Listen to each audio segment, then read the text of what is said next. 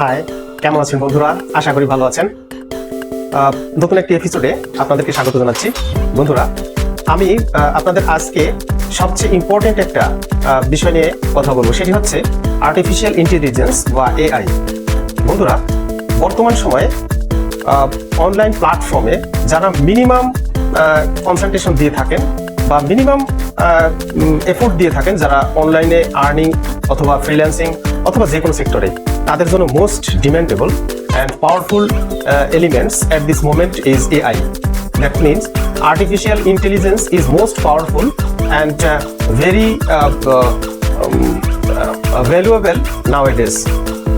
বর্তমান সময়ে আপনি যা কিছুই করতে যান, প্রতিটি সেক্টরেই আর্টিফিশিয়াল ইন্টেলিজেন্সের ব্যবহার হুম করে বেড়ে গেছে।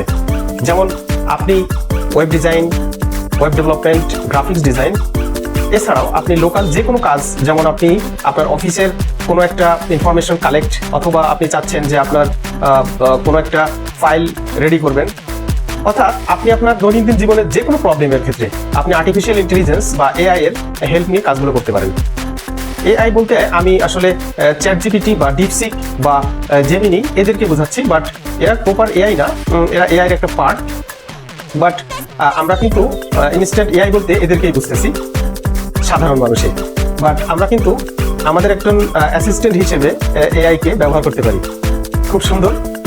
তবে জানি না অদূর ভবিষ্যতে এর সুদূর প্রসারী কোনো প্রভাব মানব জাতির উপরে পড়বে কিনা।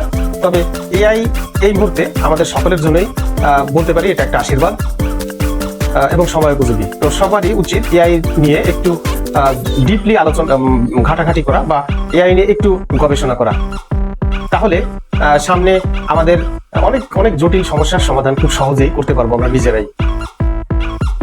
সো সকলের জন্য শুভকামনা এবং সবার মঙ্গল কামনা করে আমি এখনকার মতো বিদায় নিচ্ছি। আসসালামু আলাইকুম।